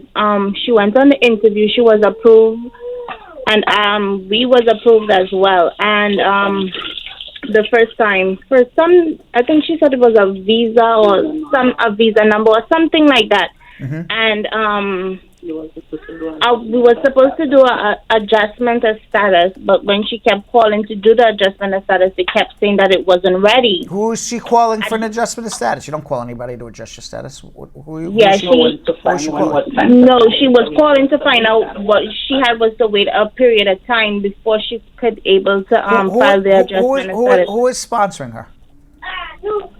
My stepfather. Your stepfather. Okay, and he's a citizen. Yes. And how old was she when the stepfather filed the papers? I was 14 when it was approved, and now I'm 24. Okay, how did you come to the United States? Through visa. And you don't have a green card? No. You should have one immediately. You're under Child Status Protection Act. You're under 21 the day your stepfather filed for you when you were 14. Okay. You've been eligible to adjust your status for the last decade. That's why I'm like, who are you calling? Okay, so I will definitely be coming into your office. Come see me. Hold on. Yeah, come see and bring the paperwork. Hold on. All right, let's go to Rona in Roxville, Maryland. Rona. Hello. Hi, Rona. Hi, Brad. I'm asking a question for my friend. Mm-hmm. She's married and her husband brought her to America. But she wanted to do a citizenship, but she don't know where her husband is. And she don't know if she's divorced or anything. Can she still apply for the citizenship? How long has she had a green card? 3 years. No, she can't. She has to be a resident for 5 years if she's not living with her husband. So, will they ask her for the husband so she don't know where he is? But she can't do her citizenship right now. She's only had a green card for 3 years. Wait till 5. Maybe the husband will show up. And the answer is, if he doesn't show up, then the marriage is over. It doesn't matter. And she don't have and if suppose she's still married and she don't know.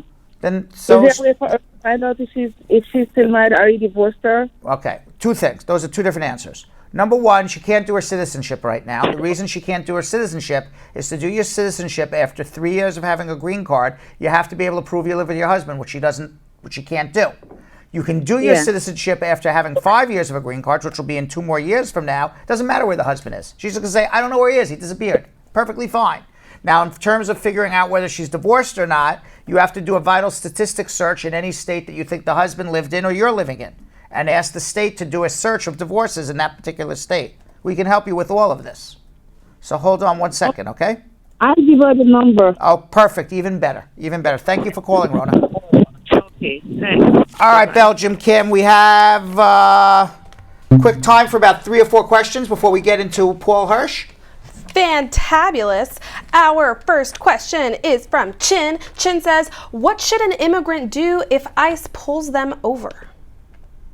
Well, I mean, you can't run. Depends what your situation is. Always have a good number right here. Okay? But, everything is relative. Okay? You don't want to run, you want to cooperate. If you're out of status, you're going to get arrested or be given a notice to go see a judge. Make sure you got a good immigration lawyer. Sylvania says, What is the process to change my green card from conditional to permanent, and can you help? Yes. Yes. It's an I-751. You got to prove that you and your spouse are living together. I can certainly help you. Fantastic. You want some more? 2 more. Okay. Rachel says, how long does it take to get your green card if your child is filing for you? Your child can't file for you, but if your child happens to be 21 and is an adult, which would be a son or daughter, it's about a year. And Tracy says, how long does it take for an immigrant visa filed by a sibling with American citizenship? How long does it take to get a green card? Yep. About 14 years. So any event, Belgium Kim.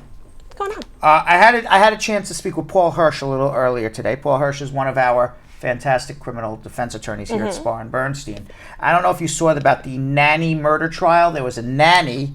Yes. And I forgot what country she's from. She's one of the Central American. She's from the Dominican Republic. I was saying Central America, which I was wrong. She's from the Dominican Republic. And about 5 years ago, she was working for a relatively wealthy couple on the Upper West Side of Manhattan. And the mom came home to find the nanny on top of her children, who were aged 2 and 4 at the time. 2 and 6 at the time. The nanny had stabbed the children several times, killed these children. She was arrested. It was a horrific, horrific, horrific crime. 6 years later, millions and millions of dollars later, the state finally got a conviction. Paul Hirsch, who's our criminal defense attorney, came onto our set earlier today to break it all down. Let's watch.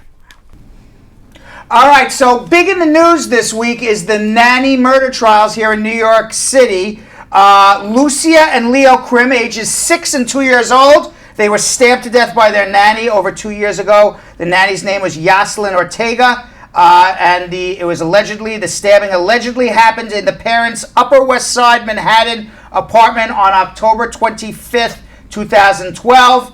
Her criminal trial is coming to a close right now in Lower Manhattan, a few blocks from our offices here at the law offices of Spar and Bernstein in the New York State Supreme Court. It lasted almost 7 weeks.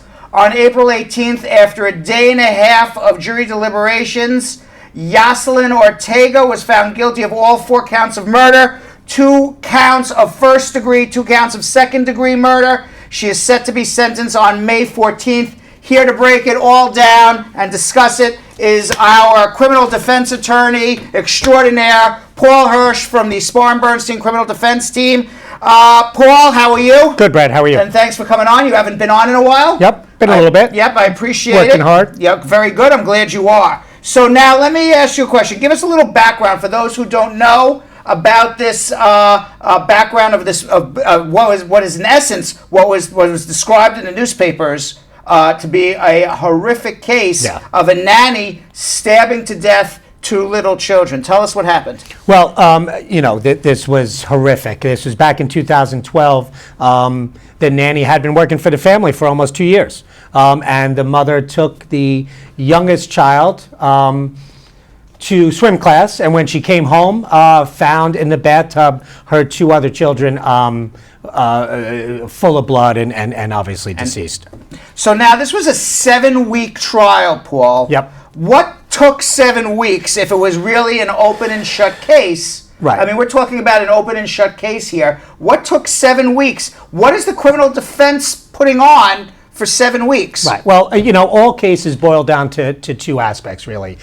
What happened and then why and the intent. And so here we knew what happened. No, there was no argument as to how they died, where they died, who actually did the stabbing. This all came down to what was in Miss Ortega's mind at the time she committed these horrific acts. So what was the arguments for the prosecution? Obviously the arguments was that she walked into the bathroom and she intentionally murdered these children. What was the defense arguments? Defense argument was that she couldn't form the intent because she was not of sound mind at the time she committed the acts. So when you say you can't inform the intent, what does that mean? I mean, she obviously intentionally did something. Yes. All right. It just didn't happen by happenstance. She intentionally did something. What do you mean in the legal term that she couldn't form the intent to murder these children? What does that mean in the defense in a criminal defense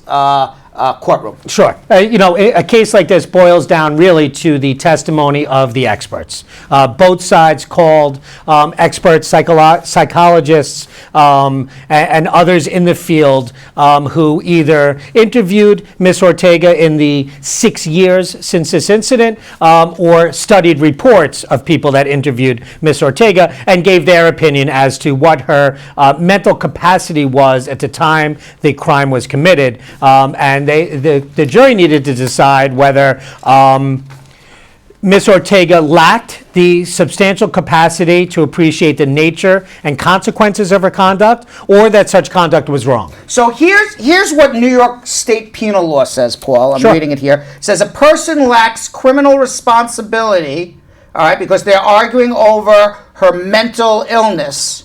And what New York State says is a person lacks criminal responsibility by reason of mental disease or defect when at the time of the prohibited conduct, which would be the murder of these children, as a result of a mental disease or defect, that person lacks substantial capacity to know or to appreciate the nature and consequences of such conduct or that such conduct was wrong.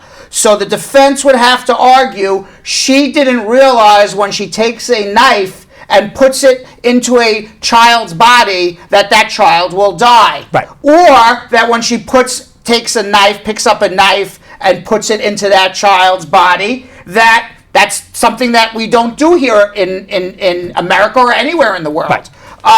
So what is the arguments for the defense to say she didn't understand by doing this? I mean, that's a big burden to overcome there. Yes, it is. And these defenses are rather difficult and are not successful often. This was a horrific case. At some point, the defense has to put on something. So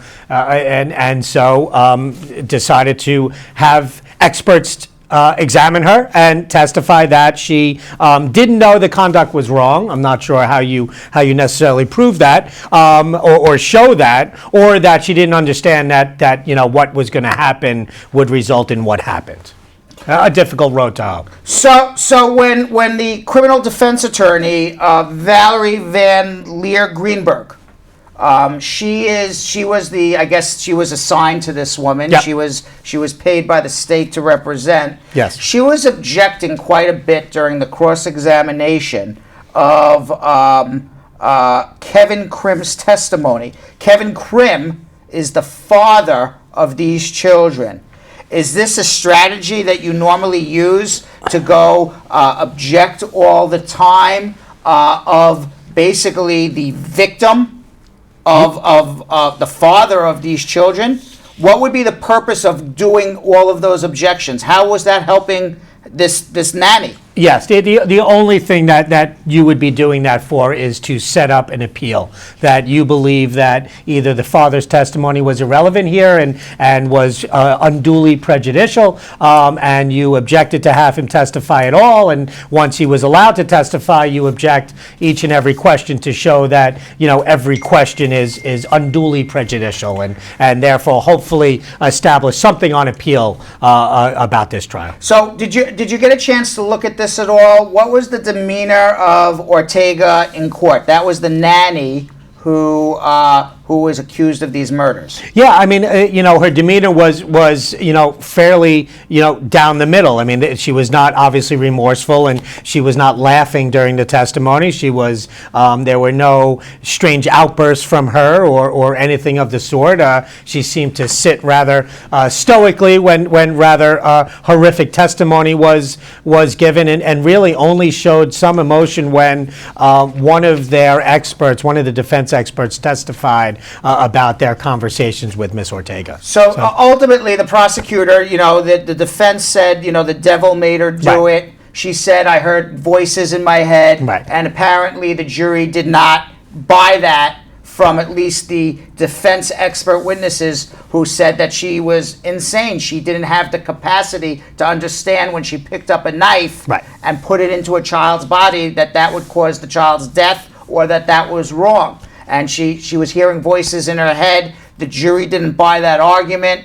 Apparently, the parents of these children were extraordinarily sympathetic. Sure. I read here that Marina Krim screamed out, that's Marina there, during her testimony, "You're a piece of work," she told Ortega.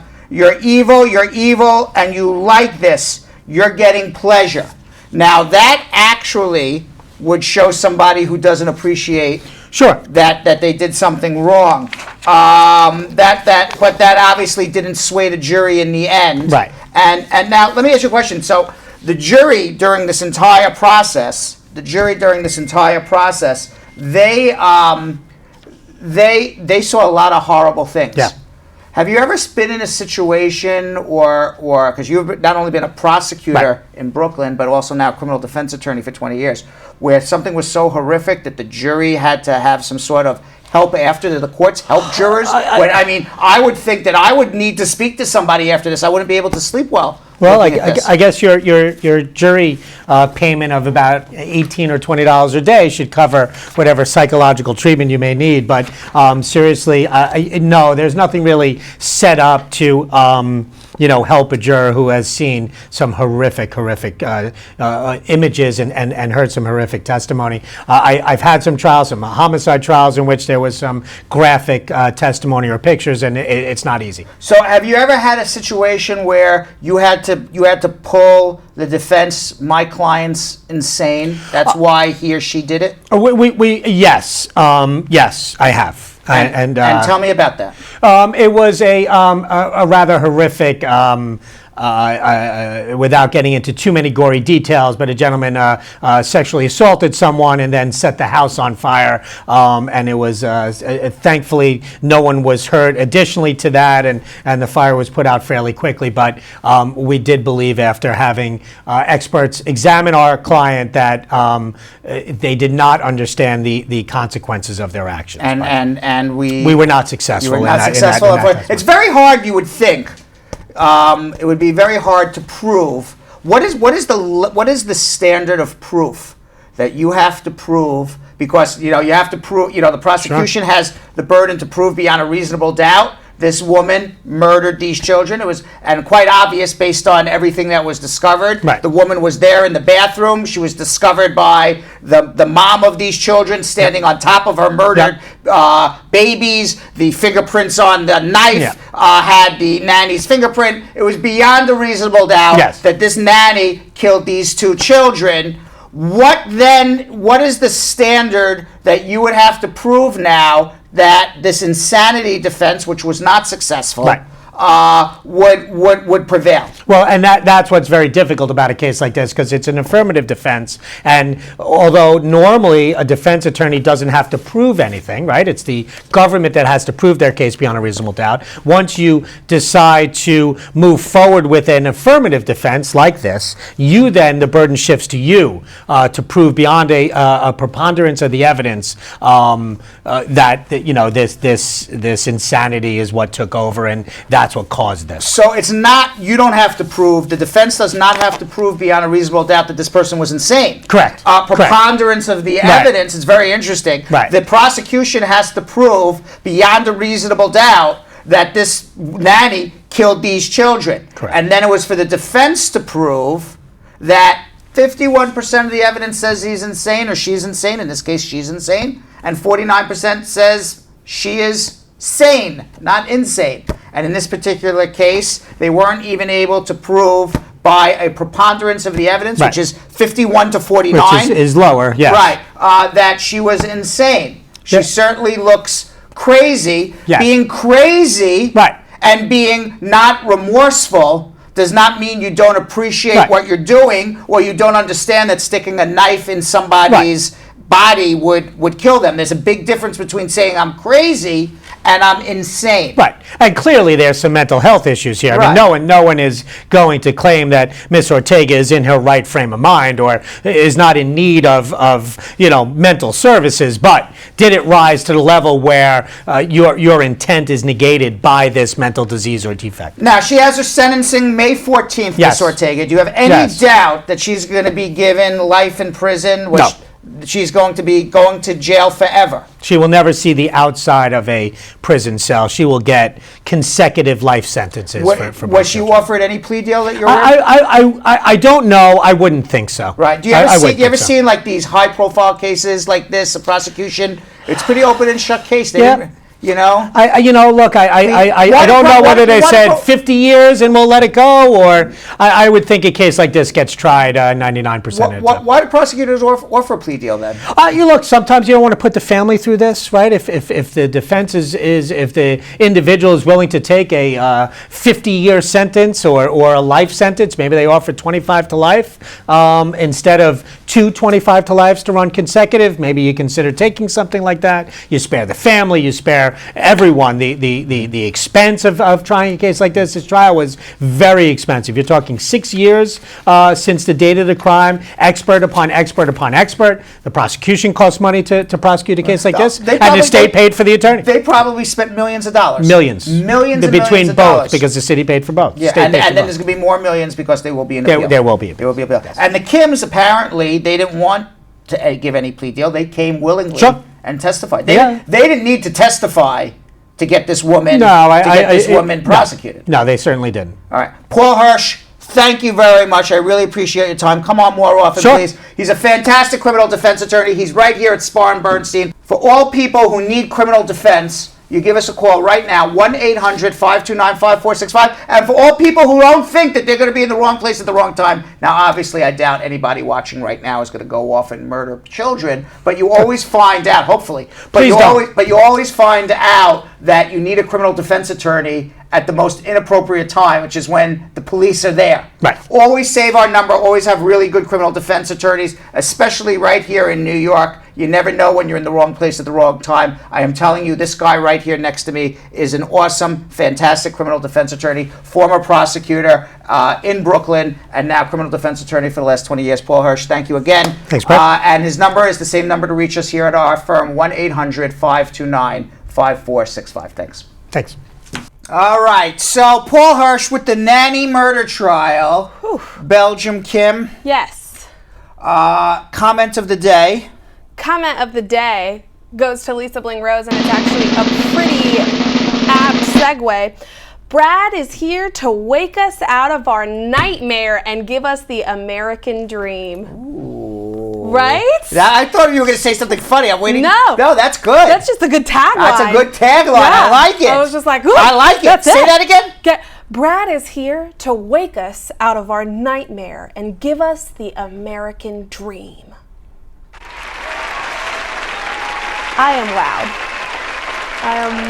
We need someone with like a James Earl Jones to voice that over for us.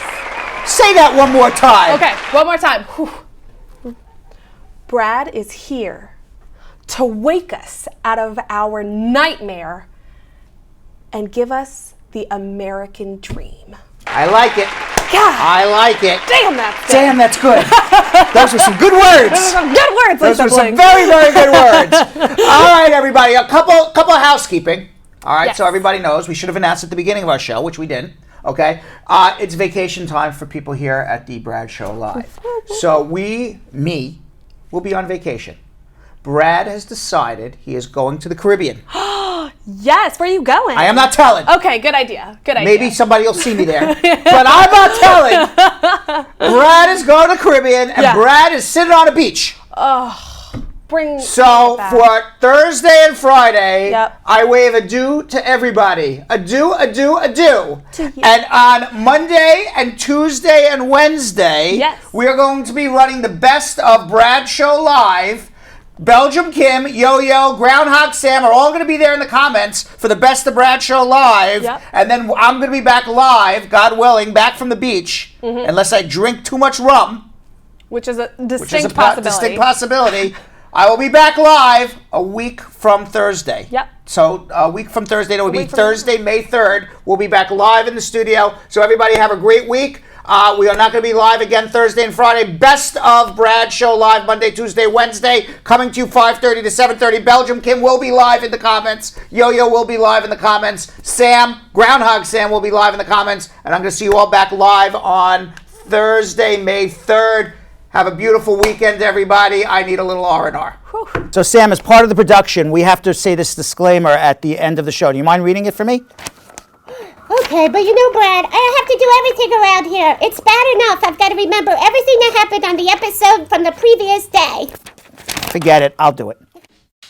The proceeding was information only and not specific legal advice. Consult an attorney about your individual situation. Prior successful results do not guarantee a similar outcome in the future. To make an appointment with the Spar and Bernstein law firm located at 225 Broadway in New York City, call 1-800-529-5465. That's 1-800-529-5465. Easy to remember, 1-800-LAW-LINK. That's 1-800-LAWLINK.